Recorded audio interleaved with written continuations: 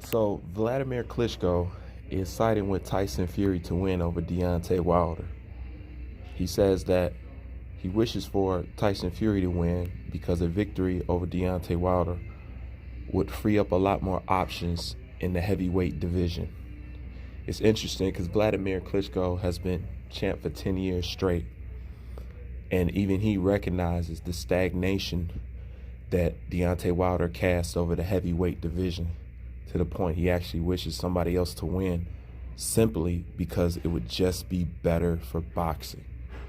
Now, I did a video a while back that said that boxing needs Tyson Fury to win this boxing match in order to make the heavyweight division exciting, prosperous, and just basically something that we can look forward to.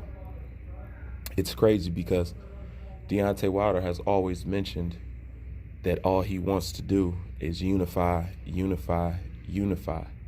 And Klitschko points out that he's actually done the polar opposite. He's actually held up the division. So what is it when the majority of people going into this fight wishes Tyson Fury to win simply because it would be better for boxing?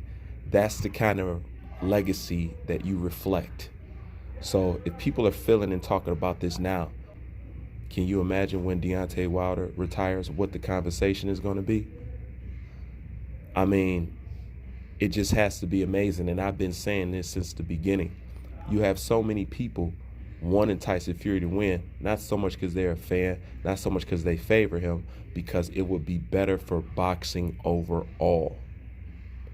How could you look at yourself in the mirror and say, you know what, I've done a service to the heavyweight division? You haven't. You've actually set American heavyweight boxing back a couple decades by your actions and by the way that you're going about it. Now, some people called me cheap because I'm not buying the Deontay Wilder-Tyson Fury fight. I say I'm being strategic and putting my money where it's going to serve me the most. Because if a gentleman turns down $120 million, he doesn't need my pocket change worth anything. So therefore, if he'd have bid the $120 million, I would be paying for any pay-per-view fight that would be going forward from here on out. But if you can turn down $120 million, then you don't need to be worried about no pay-per-view sales, because evidently you got everything figured out. You've always stepped over dollars to pick up pennies. Well, in this case, I don't have no pennies down there for nobody to pick up, because evidently he ain't strapped for the cash. So why stress what I'm going to do or how I spend my money? I'd rather spend it on a fighter that's giving me something that I want and that is eager to build a legacy. Can't waste my money on no fighters. And I definitely can't waste no money on the WBC with all the cheating, with all the hoopla that's going on, from Luis Ortiz to Charlo to whatever. It just doesn't matter. But to me, that's a waste of money. And nobody should be worried about no kind of ticket sales or how many pay-per-view numbers he's done when a man just shitted over $120 million. There goes all your money right there. So if money was the issue, that was the issue that Eddie Hearn was getting ready to clear up for you. And it was all yours. It was all in the bag. But you don't want that.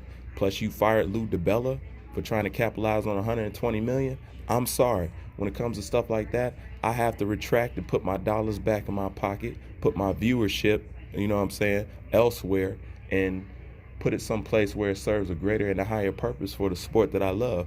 Because as far as Deontay Wilder goes, he has done nothing to shine me on as an American. He has done nothing to entertain me as an American. He has done nothing to help me defend American heavyweight boxing legacy. At this point, it is a complete joke. And the heavyweight champion is looked at as a crown jewel of the entire boxing division, because it is the only division that transcends on a casual level. Casuals really watch boxing because of the heavyweight divisions. The lower divisions are reserved for the more hardcore fans, but the heavyweights have always commanded casual attention.